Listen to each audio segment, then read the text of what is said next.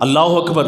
حضرت فاطمہ وہ ہستی ہیں کہ جن کے بارے میں حضور نے ارشاد فرمایا فاطمہ تو بضعۃ منی، فاطمہ میرے جسم کا ٹکڑا ہے، فاطمہ میرے جسم کا ٹکڑا ہے۔ یغبزنی ما اغضبہا، یریبنی ما ارابہا، یؤذینی ما اذاہا، یہ 3 الفاظ حضور نے فرمایا جو چیز فاطمہ کو غضبناک کرے گی، جو چیز فاطمہ کو ناراض کرے گی، جو چیز فاطمہ کو اذیت دے گی، وہ مجھے محمد صلی اللہ علیہ وسلم کو اذیت دے گی۔ اللہ اکبر۔ اس کا پس منظر کیا ہے؟ یہ جو حدیث آپ نے بار بار سنی، اس کا پس منظر کیا ہے؟ اللہ اکبر۔ توجہ سے بات سنیے گا کہ یہ لفظ جو میں نے ابھی بولے ہیں یہ حضور نے کس سے ارشاد فرمائے تھے اور کب ارشاد فرمائے تھے، وجہ کیا بنی تھی؟ خود داماد رسول علی المرتضیٰ رضی اللہ تعالیٰ عنہ نکاح کرنا چاہتے ہیں، کس سے؟ ابو جہل کی بیٹی سے۔ کس سے؟ ابو جہل کی بیٹی سے۔ مسلمان ہو چکی ہے، مومن ہو چکی ہے، دار اسلام میں داخل ہو چکی ہے، حضور نے اس کا ایمان قبول کیا ہے۔ حضرت علی المرتضیٰ نکاح کرنا چاہتے ہیں ابو جہل کی بیٹی سے۔ اللہ اکبر۔ کیا علی المرتضیٰ غلط کام کر رہے تھے؟ یہ شریعت حق دیتی ہے مرد کو کہ وہ ایک وقت کے اندر 4 عورتوں سے نکاح کر سکتا، شریعت حق دیتی، اللہ نے قرآن میں حق دیا ہے، اور اسی حق کو استعمال کرتے ہوئے علی المرتضیٰ رضی اللہ تعالیٰ عنہ نے نکاح کا پیغام بھیجا ہے ابو جہل کی بیٹی کے ہاں۔ قریش کی عورت ہے، حضور اور علی المرتضیٰ کا ہی قبیلہ ہے، سردار کی بیٹی ہے، ایمان لا چکی ہے، ایمان قبول کر چکی ہے۔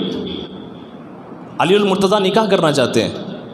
حضور صلی اللہ علیہ وآلہ وسلم کو پتہ چلتا ہے، حضور مسجد میں تشریف لاتے ہیں، ممبر پر براجمان ہو کر خطبہ دیتے، اللہ کی حمد و ثنا بیان کرنے کے بعد حضور فرماتے ہیں کہ لوگوں یاد رکھو فاطمہ تو بضعۃ منی، فاطمہ میرے جسم کا ایک ٹکڑا ہے، جو چیز فاطمہ کو اذیت دے گی وہ مجھے محمد صلی اللہ علیہ وسلم کو اذیت دے گی۔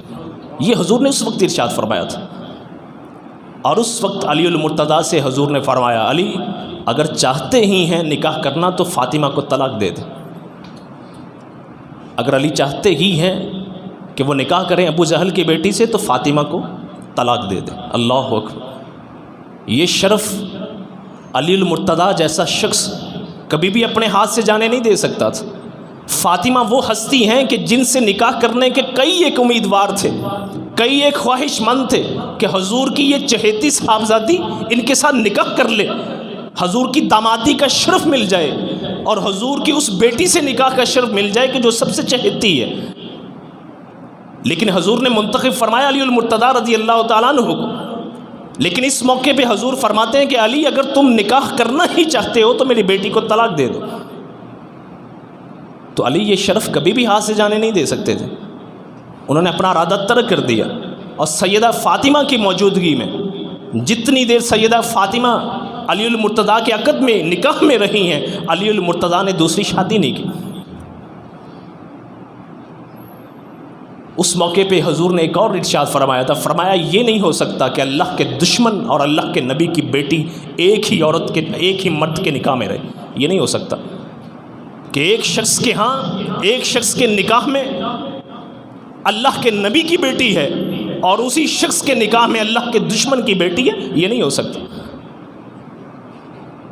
یہ فاطمہ ہے۔